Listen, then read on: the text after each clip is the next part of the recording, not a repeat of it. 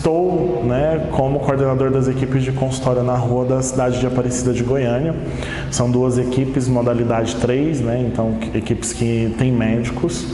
Nosso horário de funcionamento é das 8 da manhã às 11 horas da noite de segunda-feira, de segunda a sexta, tentando abarcar um horário mais abrangente para atender a população em situação de rua.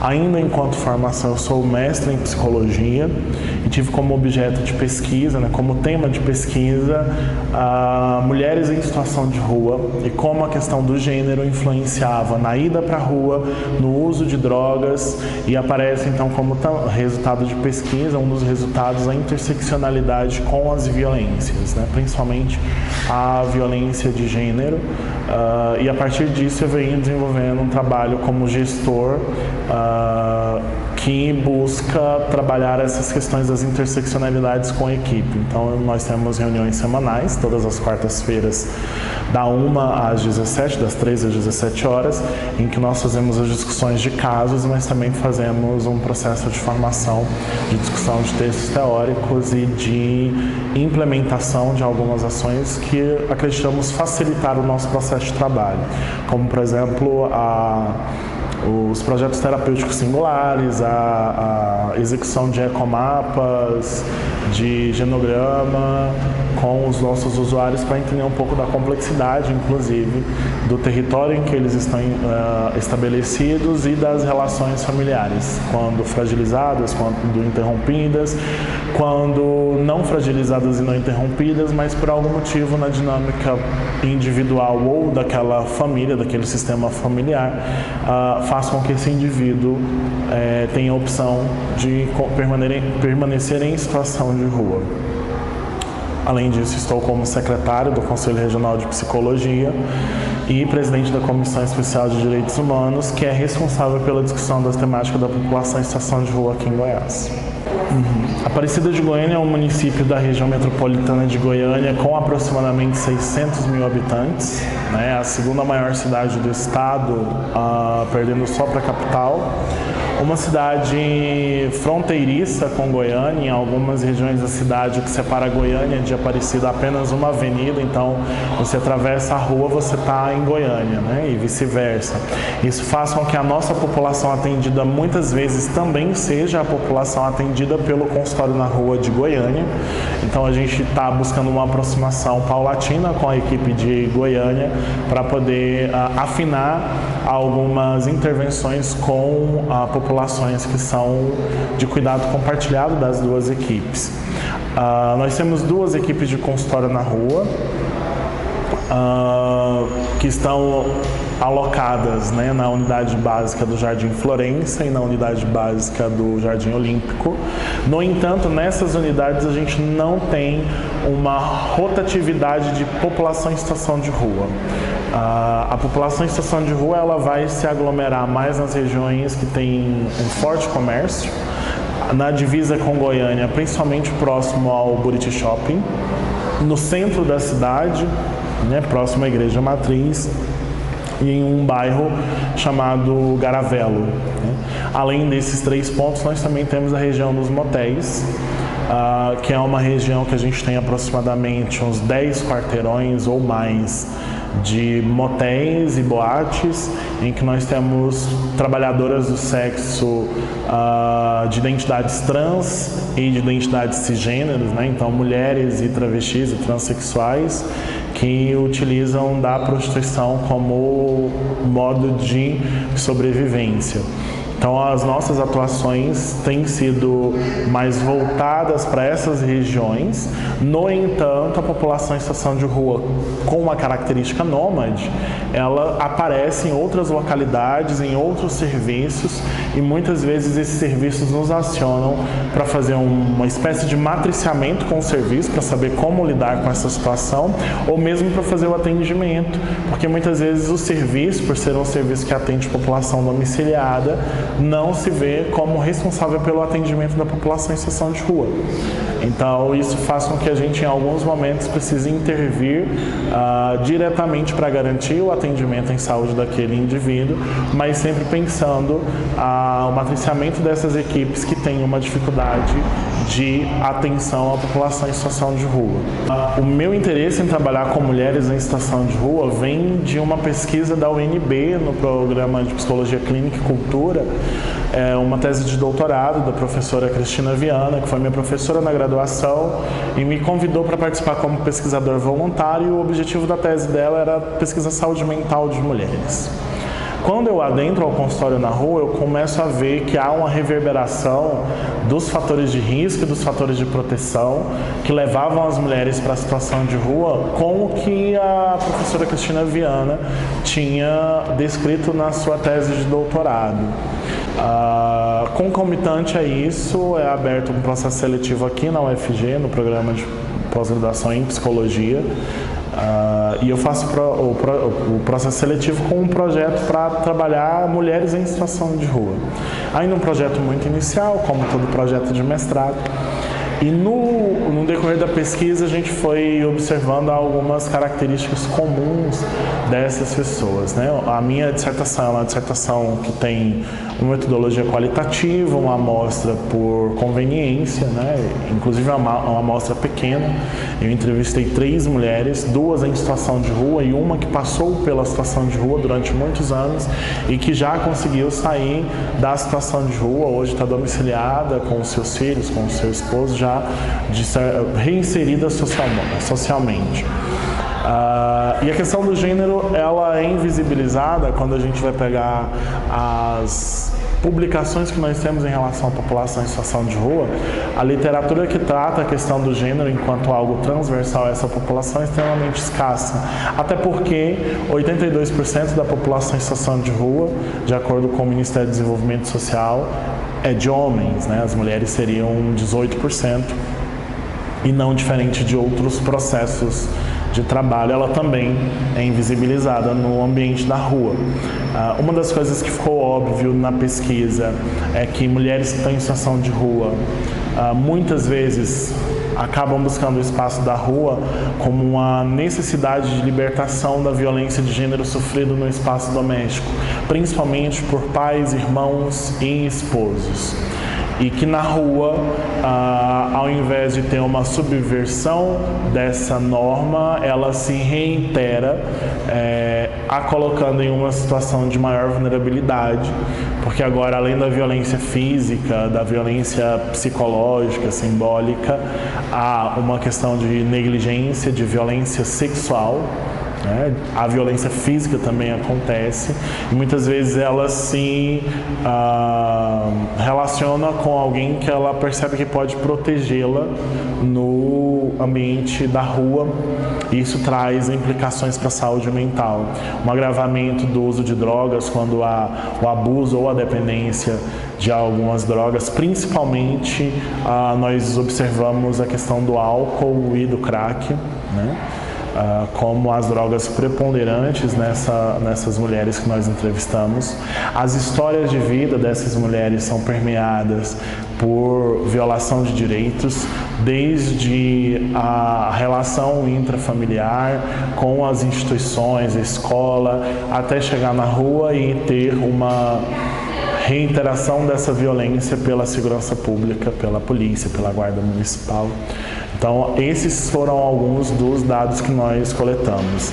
Uma das sugestões que nós deixamos, e que talvez eu continue isso nas próximas pesquisas, é que a gente precisa trabalhar o conceito de interseccionalidade nas políticas públicas para as pessoas em situação de rua.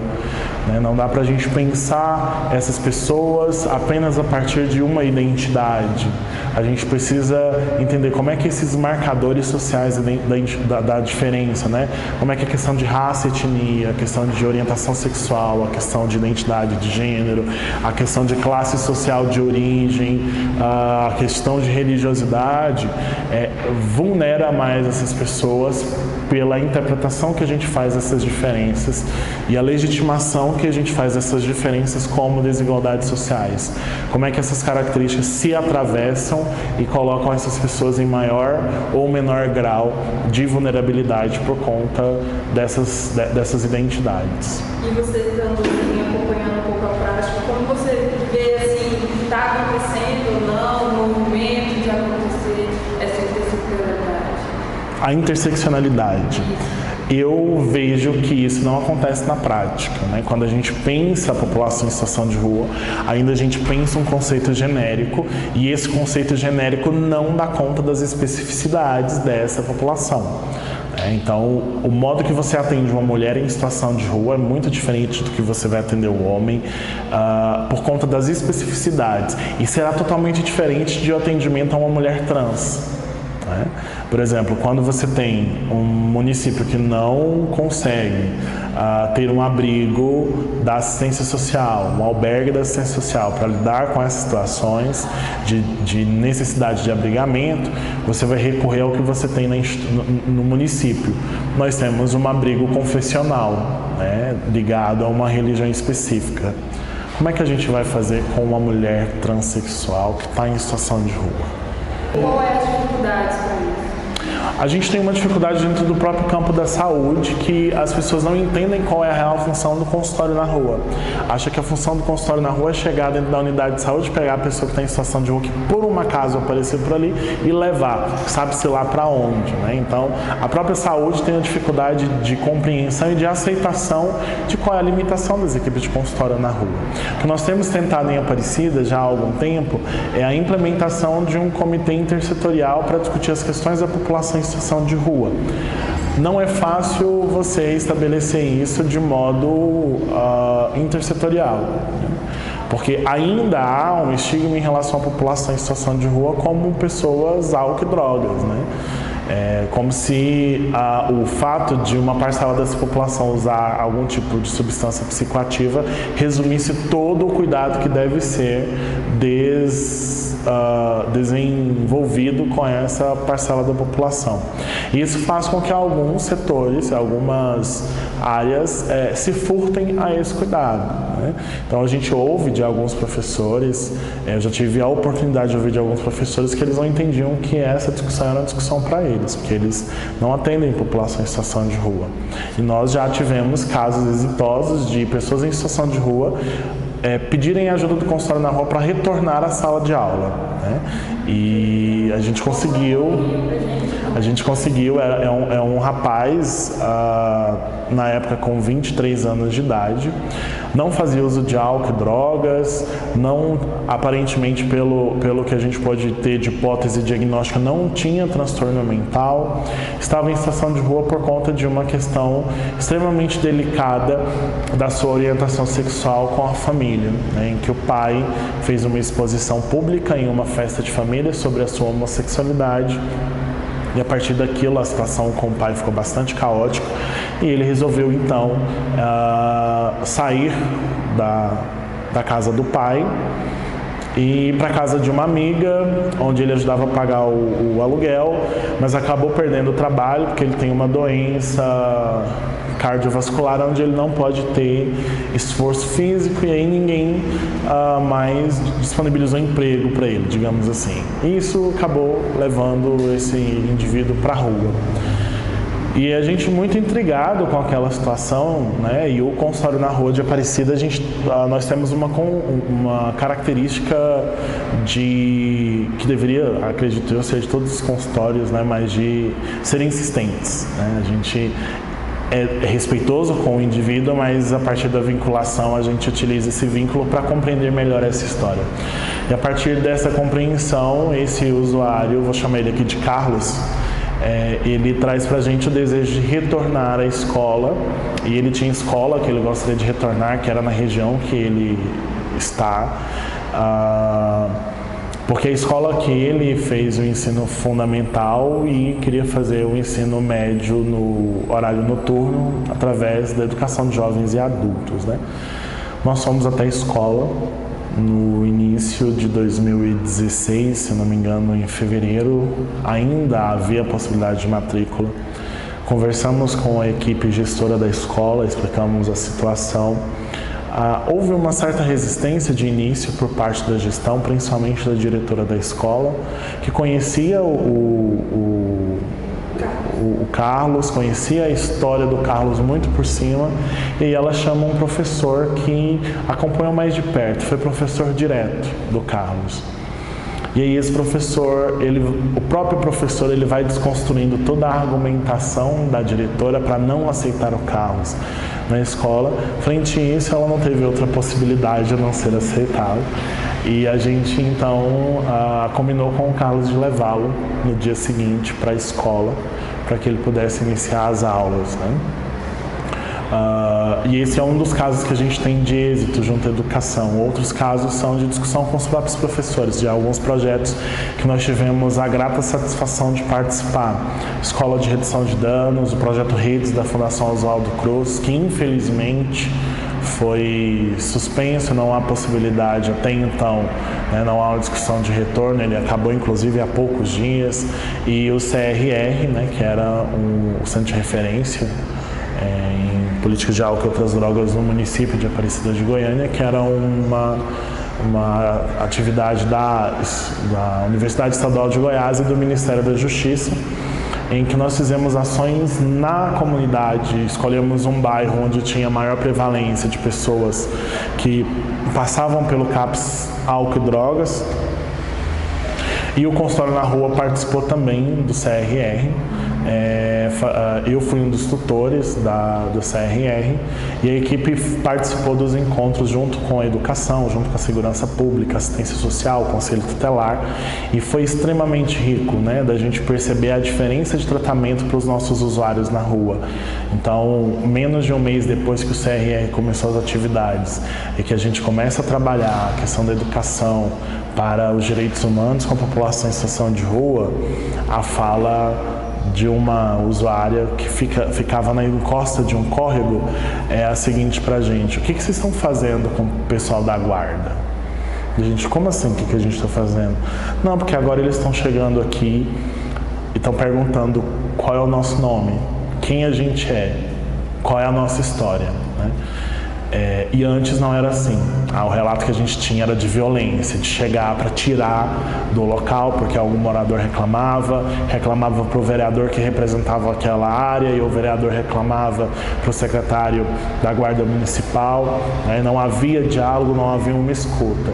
E você ter a satisfação de escutar de uma usuária do seu serviço que um projeto que abarca diversas áreas, diversos setores, tem resultado efetivo, que agora o guarda não chega mais batendo, ele chega perguntando quem é essa pessoa, de onde ela é, quantos anos tem, se quer tratamento para sair do mundo das drogas, mesmo que ainda isso tenha um tom tão moralista.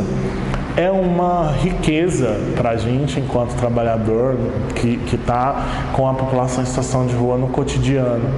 Porque a violência que é impetrada contra a população em situação de rua reverbera em nós enquanto sujeitos. A gente, por mais que se fale que a gente não pode misturar o trabalho com as nossas emoções, os nossos afetos, não tem como você ouvir de uma mulher, como eu já ouvi, de ter sido estuprada com o cacetete de um policial, e isso não reverberar em você enquanto ser humano. Se isso não reverbera em você, se isso não te indigna, você precisa buscar ajuda, né? Então, esse tipo de situação, para a gente que já ouviu esses relatos, para a gente que já ouviu os usuários chorarem, né, não quererem falar nada, só queria alguém para escutar o choro. Quando eu estava como psicólogo na equipe, uma vez um usuário falou assim: eu não quero que você fale nada, eu só quero que você me escuta. E a gente sentar ali na calçada e escutar um choro de 40, 50 minutos, e aí eu tentar falar alguma coisa e o usuário vira para mim e fala assim: a minha mão vocês algemam, mas a minha mente não, eu só quero que você me escuta, né? Isso para a gente é de uma riqueza muito grande, né? Então a gente tem experiências com o CRR, com o Projeto Redes, com a Escola de Redução de Danos, que mudam o modo de pensar dos agentes públicos, da saúde, da educação, da segurança, da assistência social, do conselho tutelar. E é uma tristeza a gente ver a conjuntura política atual, a gente vê essa PEC do teto de gastos e a gente sabe que isso vai impactar diretamente o nosso serviço. 2017 ainda não, mas 2018 a gente não sabe como vai ser os próximos anos também. O que a gente sabe é que a gente tem tempos difíceis em enfrentar, né? A gente sabe que a gente tem perdido nas políticas públicas paulatinamente, com um desmonte micropolítico, mas que agora vai se tornando macropolítico, porque a população em situação de rua é uma população que ainda é invisibilizada, né? E o trabalhador que trabalha com população em situação de rua é invisibilizado nesse processo também. A gente não pode deixar de pontuar isso, né? Nós somos invisibilizados enquanto trabalhador com a população em situação de rua. A gente ainda é visto como o sujeito que defende os bandidos, que passa a mão na cabeça de bandido, né? Em Goiás isso é muito forte ainda, né?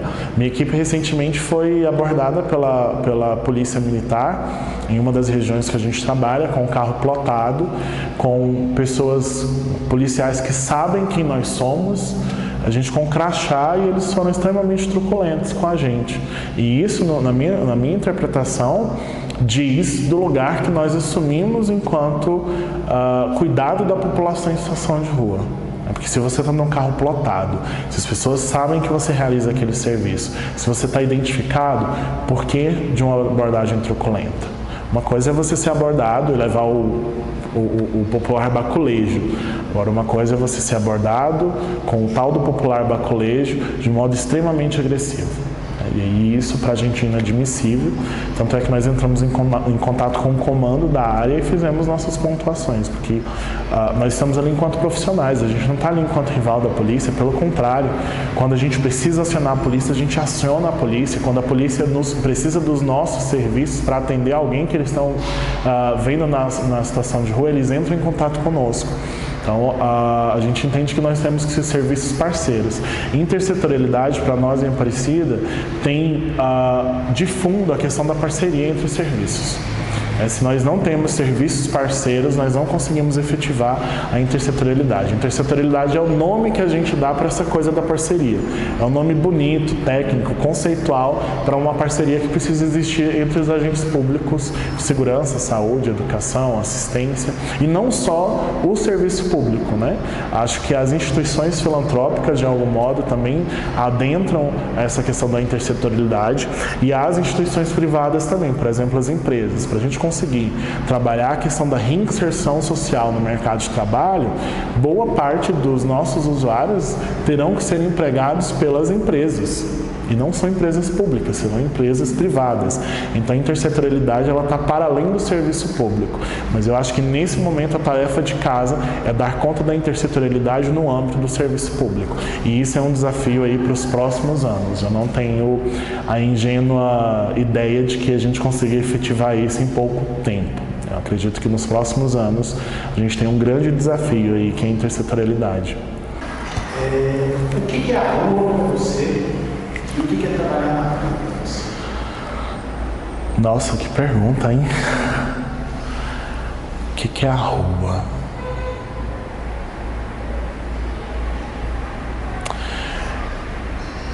Eu acho que a rua é o espaço mais democrático do que a gente tem dentro da sociedade. E aí eu falo pelas minhas experiências enquanto trabalhador com a população em situação de rua. Eu estava contando anteriormente que a minha primeira experiência de trabalho enquanto psicólogo, sou psicólogo de formação, apesar de atualmente estar em cargo de gestão, foi em uma clínica de tratamento involuntário e compulsório para usuários de álcool e outras drogas. E eu não consegui ficar nessa clínica, eu fiquei lá por um período de aproximadamente 3 meses e pedi demissão, porque eu fui adoecendo com o que acontecia ali dentro. E aí quando eu chego na rua eu vejo um cuidado radicalmente contrário àquilo, né? De todos os modos possíveis de se imaginar. E eu nunca esqueci um dia que a gente estava fazendo rota, muito frio, e eu raramente sinto frio, né, porque eu sou mais gordinho, mas nesse dia eu estava tremendo de frio. Um usuário nosso estava deitado em cima de um papelão molhado, com um pedaço de coberta, E a gente começou a conversar com ele, e chega um companheiro dele que tinha ido numa lanchonete e tinha ganhado um sanduíche. E eles fizeram questão de partilhar esse sanduíche com todos que estavam ali. A gente vai já não, vocês vão comer junto com a gente. Então acho que a rua ela é muito democrática, porque você vai ter ali pessoas de todas as classes sociais, de todas as religiões. A gente encontrou aqui em Goiás pessoas até muçulmanas que estavam em situação de rua, que é uma população pequena a nível de país. A rua, para mim, ela representa democracia nesse sentido. E ela representa democracia porque, através do consultório na rua, a gente busca implementar o que o nosso Estado democrático de direito legitima enquanto direito dos cidadãos, que é o direito a uma vida digna. Então, por isso, para mim, a rua representa um lugar democrático, porque ela me faz lembrar, e aí respondendo o que é trabalhar em situação de rua, trabalhar na rua, ela me faz lembrar a todo instante qual é a minha função na rua. Minha função na rua não é levar apenas uma escuta psicológica para aquele indivíduo, mas é trabalhar numa perspectiva libertária, de autonomia, de empoderamento, de escuta enquanto agente público estatal, personificação do Estado, da reclamação, da fala muitas vezes violenta desse usuário que me reclama, do Estado que não garante o que deveria garantir. Então, para mim, a rua é um lugar, enquanto trabalhador, que eu consigo trabalhar de modo radical a minha compreensão empática. Que para mim não é me colocar no lugar do outro. Para mim, a empatia é aproximar a minha experiência mais profunda à experiência do outro sujeito que está ali na minha relação. Essa concepção de que a empatia é me colocar no lugar do outro, particularmente para mim, ela é balela, porque eu não vou conseguir nunca me colocar no lugar de uma mulher que é violentada, porque a minha condição de gênero me impede isso, O meu medo na rua é outro, não é esse. Então, é a aproximação do que tem de mais profundo na minha experiência enquanto humano, da experiência humana do outro. Para mim, a rua, trabalhar em situação de rua, é propiciar essa minha compreensão empática do indivíduo que está ali na minha frente.